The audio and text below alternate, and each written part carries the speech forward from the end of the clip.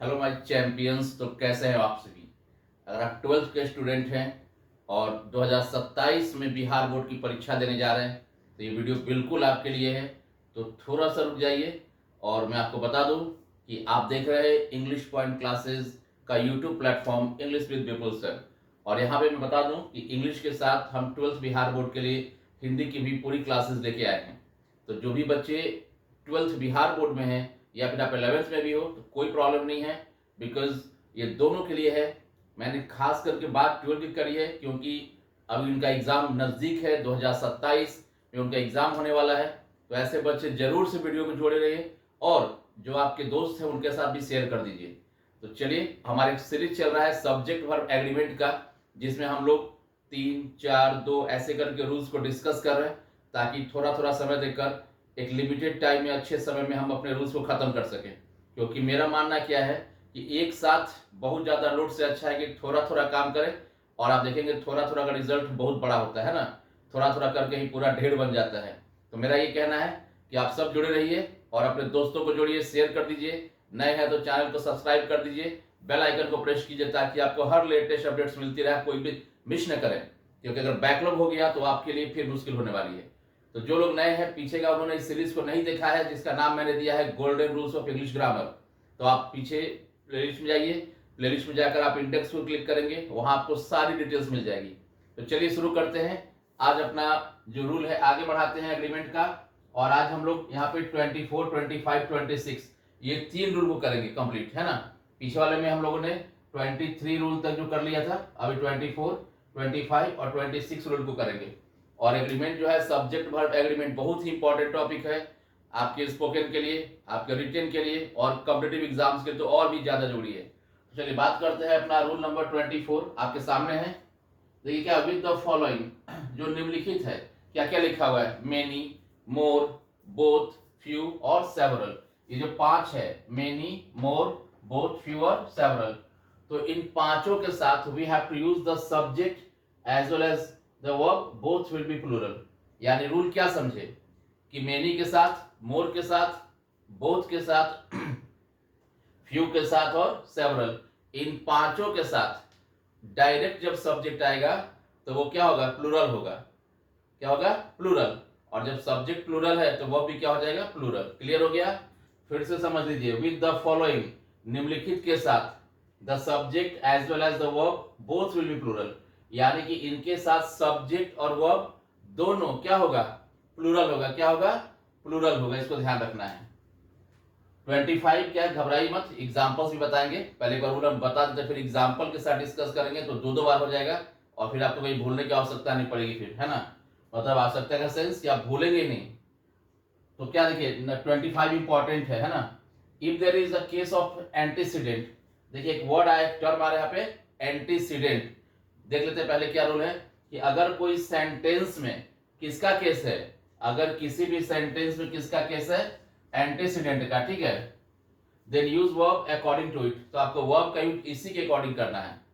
Rule क्या है कि अगर किसी भी सेंटेंस में किसका केस है, एंटीसीडेंट का, किसका है, एंटीसीडेंट का, तो वर्ब का यूज उसी एंटीसीडेंट के अनुसार करना है। रट तो लिया हमने कि अगर एंटीसीडेंट का केस है तो we have to use the verb according to that antecedent. लेकिन now the question is what, कि आखिर एंटीसीडेंट होता क्या है ना। सवाल क्या है कि अब एंटीसीडेंट होता क्या है। तो देखिए मैंने लिख दिया क्लियर। मैंने पहले भी कहा है कि हर सवाल जब बनेगा तो आपको उसका आंसर मिलेगा, है ना। तू जहां जहां चलेगा मेरा साया साथ चलेगा। तो जैसे आपके अंदर परेशानी आएगी मैं वहां खड़ा रहूंगा आपको उस परेशानी को खत्म करने के लिए, बिना आपके कहे सब सॉल्यूशन आपके सामने रहेगा। तो देखिए एंटीसीडेंट क्या है, पहला समझो कि एंटीसीडेंट क्या होता है। ये कोई तो नाउन या प्रोनाउन होगा। एंटीसीडेंट बोलने का मतलब वी हैव ओनली 2 ऑप्शंस, या तो ये क्या होगा, नाउन, या तो क्या होगा, प्रोनाउन। याद रखिएगा, अगर एंटीसीडेंट खोज रहे हो तुम तो एंटीसीडेंट खोजने का मतलब किसी भी सेंटेंस में आपको 2 ही चीज रहेगा, क्या, या तो नाउन या तो प्रोनाउन। इसके सिवा तीसरा एंटीसीडेंट कुछ नहीं होता है, ये ध्यान रखिएगा। अब कहते किसे हैं, नाउन और pronoun coming before the relative pronoun. देखिए लिखा हुआ क्या कि नाउन और pronoun coming before the relative pronoun. Relative pronoun क्या, संबंधवाचक सर्वनाम। देखो इसका हिंदी क्या है, संबंधवाचक सर्वनाम। तो जो संज्ञा या जो सर्वनाम संबंधवाचक सर्वनाम से पहले आता है, देखिए लिखा हुआ है ना, नाउन और प्रोनाउन कमिंग बिफोर, संज्ञा या सर्वनाम जो आता है पहले, किसके पहले, रिलेटिव प्रोनाउन है ना, संबंधवाचक सर्वनाम से पहले, जैसे कि हु है, डेट है, तो इज नोन एज एंटीसीडेंट, उसी को हम कहते हैं एंटीसीडेंट। अब क्या क्या समझे कि अगर किसी सेंटेंस में एंटीसीडेंट का केस रहेगा तो हम लोग वर्ब का यूज उसी के हिसाब से करेंगे, पहला चीज। सेकंड कि अगर एंटीसीडेंट का केस है तो कैसे पहचानेंगे, तो पहला क्या बताया कि एंटीसीडेंट या तो नाउन होगा या प्रोनाउन, पहली बात क्लियर। और दूसरा क्या बोला कि कैसे पहचाने कौन एंटीसीडेंट है, तो उसका क्या है कि किसके पहले आता है, रिलेटिव प्रोनाउन, दैट, हु सबके पहले आता है ना।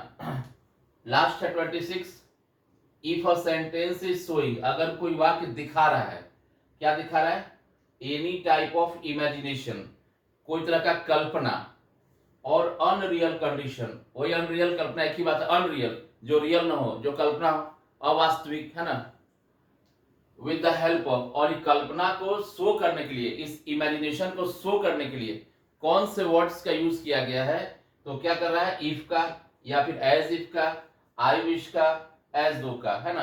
तो अगर ऐसे वर्ड्स या ग्रुप ऑफ वर्ड्स का यूज करके अगर सेंटेंस में इमेजिनेशन, कल्पना, या वही अनरियल कंडीशन, क्या अनरियल कंडीशन को दर्शाया जा रहा है, तो आपको कुछ नहीं करना, आपको सीधे क्या करना है, वर्ब का यूज करना है।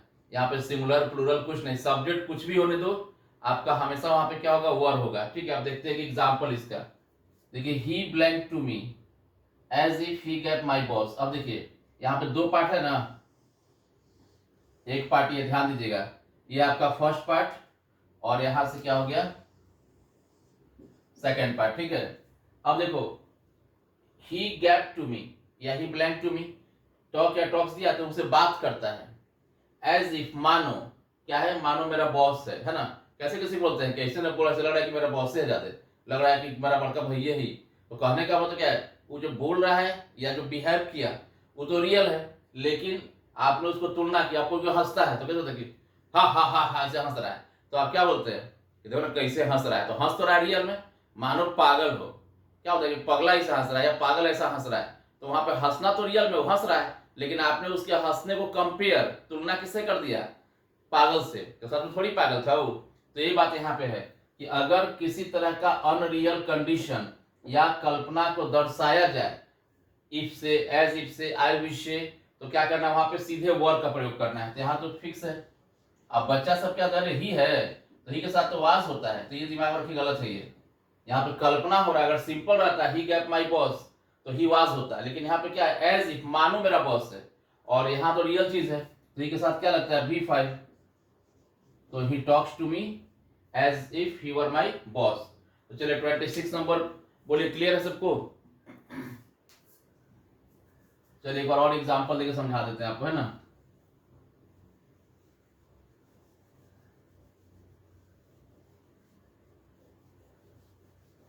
देखिए नीचे समझा ना एग्जांपल, क्योंकि अब लिखा हुआ है, अब नीचे समझाएंगे तो एक फिर इसको समझाएंगे, फिर इसको समझाएंगे, तो एक ही बार में काम खत्म, वीडियो छोटा रहेगा, आपका टाइम बचेगा, है ना। तो इसमें क्या समझे कि अगर कल्पना का बोध है किससे, इफ से, इफ से, एज दो से, है ना, आई विश से, तो आपको क्या करना है, सीधे वर्ब का प्रयोग करना है, वर्ब, जिसको वेयर भी कहते हैं बहुत सारे बच्चे, तो you have to use verb. यहाँ भी नहीं कि सिंगुलर है, प्लूरल है, सब्जेक्ट ये है वो है, कुछ नहीं, आपको सीधा से एक ही बात याद रखना है कि अगर ऐसा है तो क्या होगा, सीधे वर्ब का प्रयोग करेंगे। देखिए एक और एग्जाम्पल उसी का दिखा रहा है, 26 का example, I wish I gap the prime minister, है ना, ऑफ इंडिया। अब क्या दिया वहां पे, वाज और वर, ठीक है, क्या दिया है, वाज और वर। अब देखिए क्या है, I wish I gap the PM of India. अब कल्पना कर, मेरा इच्छा था कि मैं भारत का प्रधानमंत्री होता, तो वहां लिखवा था ना कि आई विश से भी शो कर सकता है, एज इफ से शो करता है, एज दो से शो करता है, इफ से शो करता है, तो ऐसा होता है। अब रियल में तो आई के साथ तो क्या लगता है, वाज लगता है, लेकिन ऐसा होगा नहीं, क्या होगा यहाँ पे, वर, क्योंकि अनरियल कंडीशन, कल्पना को दिखा रहा है। तो अब क्लियर हो गया, इसको याद रखिएगा। टाइम एंड टेंस से भी ऐसा क्वेश्चन आ जाता है और यहाँ पर भी आ जाता है, ठीक है। चलिए अब बढ़ते हैं, बढ़ते नहीं घटते हैं, है ना। अब घटते हैं 25 की तरफ, क्योंकि हम नीचे से हम ऊपर जा रहे हैं, और नीचे से जो ऊपर जाता है वो अदम जगह पे रहता है, और ऊपर जो नीचे आता है, समझ रहे, नीचे ही जा रहे हैं हम लोग। अब देखिए इसमें क्या था, केस था एंटीसीडेंट का, इसको समझते हैं 25 नंबर को। देखिए, it is I who gap done this work. अब देखो ऑप्शन में क्या है, हैज और हैव। क्वेश्चन ध्यान से देखिए, it is I who blank done this work, option में हैज और हैव। अब हमको तो एग्जाम में नहीं मालूम पहले से कि क्या है, रूल नहीं है, ये यहाँ पढ़ रहा था मालूम किसी का केस हो रहा है, लेकिन एग्जाम में तो कुछ नहीं मालूम है। अब एग्जाम में क्या है कि हमको वर्ब यूज करना है, हैज और हैव। तो आप सब जानते हैं कि जब वर्ब यूज करने की बात आएगी तो हम क्या करेंगे, सब्जेक्ट को देखेंगे। तो देखो यहाँ पे सब्जेक्ट तो आपको आई दिख रहा है कि इट इज आई, इट का भी बात हो रही है, इट इज आई मैं हूं, तो मेरा बात हो रहा है। अब कुछ लोग सोचेंगे अरे हु है, तो हु के साथ तो हैज अच्छा लगता है बोलने में, हु हैज, जिसने। हाँ, कोई सा जिसने शब्द हु के साथ क्या लगाता है, हैज। तो देखिए समझिएगा यहाँ पे, देखिए आई क्या है, आई कौन सा प्रोनाउन है, पार्ट्स ऑफ स्पीच, तो प्रोनाउन। हु क्या है, यह है आपका रिलेटिव प्रोनाउन। याद रखिए हु क्या है, रिलेटिव प्रोनाउन। अब देखो रिलेटिव प्रोनाउन के पहले जो प्रोनाउन आता है, क्या लिखा हो, देखिए नाउन और प्रोनाउन, संज्ञा या सर्वनाम। तो यहाँ पे राम रहता, इट इज राम, तो राम क्या था, नाउन था। मतलब ऐसा नहीं कि प्रोनाउन रहेगा, नाउन भी रह सकता है और प्रोनाउन भी। तो जो संज्ञा या जो सर्वनाम, मान लो यहाँ पे हम राम लिख देते, तो जो संज्ञा चाहे जो सर्वनाम, जो क्या होता है, रिलेटिव प्रोनाउन से पहले आता है, उसी को हम कहते हैं एंटीसीडेंट, ठीक है। और अगर सेंटेंस में एंटीसीडेंट का केस हो तो रियल में क्या है, यहाँ पे जो है, ये जो प्रोनाउन है क्या है यहाँ पे क्या है, एंटीसीडेंट है। और अगर सेंटेंस में एंटीसीडेंट का केस हो तो वर्ब का यूज इसी के हिसाब से होता है, यानी यहाँ पे आई के साथ क्या हो जाएगा, आई हैव, ठीक है। अगर मान लो यही यहाँ पे इट इज राम रहता, तो राम के हिसाब से क्या हो जाता, हैज हो जाता। तो यही है, देखिए फिर से बस समझिए, अगर किसी भी सेंटेंस में एंटीसीडेंट का केस है, किसका केस है, एंटीसीडेंट का, तो वर्ब का यूज उसी एंटीसीडेंट के हिसाब से होता है। पहली बात रट लिया, समझ लिया। अब था कि सर एंटीसीडेंट को पहचाने कैसे, होता क्या है, तो कुछ एकदम सिंपल। देखिए कोई भी रिलेटिव प्रोनाउन, कोई भी संबंधवाचक सर्वनाम के पहले अगर कोई सर्वनाम आता है, या फिर यहाँ पे राम कोई संज्ञा आता है, तो वह संज्ञा या वह सर्वनाम जो संबंधवाचक सर्वनाम के पहले आता है, उसी को हम क्या कहते हैं, एंटीसीडेंट। और अगर वर्ब का यूज करना है तो हम उसी एंटीसीडेंट के हिसाब से वर्ब का यूज करते हैं, इसको ध्यान रखना है, ठीक है। तो 25 हो गया। चलिए अपना लास्ट जो रूल है इस वीडियो का, इस सेशन का, उसको देख ले। और आज हम लोग है ना 26 लगभग अपना जो सफर है वो 65% कवर कर चुके हैं। ये सब्जेक्ट वर्ब एग्रीमेंट यानी कि जो गोल्डन रूल्स का नाम दिया हुआ है, इस सफर को हम लोगों ने इस वीडियो के साथ लगभग 60-65% कवर कर लिया है। तो कमिंग वीक में हम लोग इसको 100% पूरा कर चुके होंगे। इसके एग्जाम्पल प्रैक्टिस के ऊपर भी सेट हम लोग बनाएंगे। अब देखिए ये क्या है, विद द फॉलोइंग, इन सब के साथ सब्जेक्ट वर्ब दोनों क्या होता है, प्लूरल। अब देखिए अब मेनी है ना, तो मेनी है तो यहाँ पे अगर ऑप्शन देखो कि बॉय होगा कि बॉयज, ठीक है। तो मेनी है तो सब्जेक्ट प्लूरल, तो बॉय तो कभी क्या होगा, बॉयज। यहाँ कोई आपको ऑप्शन दे, इज होगा कि आर होगा, तो देखिए क्या बोले हैं कि इसमें से कोई भी रहे, many, more, both, few, several, इसमें से कोई भी अगर रहेगा, इसके साथ सब्जेक्ट भी प्लूरल और वर्ब भी प्लूरल। तो देखिए यहाँ पे बॉयज और वर्ब क्या है, आर, है ना। यहाँ पे क्या हो जाएगा, आर। बोथ है मान लो, बोथ द, तो क्या हो जाएगा, बुक्स, बुक्स क्या है, प्लूरल, ये क्या आपका सब्जेक्ट। वो द बुक्स आर, ये क्या आपका वर्ब, ये भी क्या है, प्लूरल, आर कॉस्टली। ध्यान रखिएगा, है ना। लेकिन हाँ अब कुछ लोग खाली रट के समझ लेते, रटिएगा बस। देखिए मान लीजिए सेंटेंस इतना रट लिया, आपको समझे नहीं। अब यहाँ पे क्या दे दिया, मेनी और दे दिया, और अब दे दिया कि बॉय और बॉयज, ठीक है। और यहाँ दे दिया समझिएगा, बहुत बहुत इंपॉर्टेंट है। अब देखिए क्या दिया है यहाँ पे, दे दिया कि many a boy boys they दिया इज आर कमिंग। अब बच्चा देखा रहे मेनी है, सर तो पढ़ाए थे कि मेनी मोर के साथ ये लगता है प्लूरल, सब कुछ प्लूरल, बस फटाफट आप बॉयज भर दिए। थोड़ा सा रुकिए, यहाँ क्या मेनी के बाद देखिए अ आ गया, क्या आ गया है अ, और ये जो होता है क्या होता है सिमुलर। तो ये सब थोड़ा सा दिमाग को भी रखना है, मतलब देखिए कोई चीज को सुने आप बस सुनते ही ऐसी हवाबाजी कर दे। मैंने बार बार क्या कहा आपको कि कोई भी क्वेश्चन आप कितना भी श्योर हैं, लेकिन एक बार पूरा सेंटेंस को पढ़ा कीजिए, हर वर्ड के ऊपर थोड़ा सा अटेंशन पे कीजिए।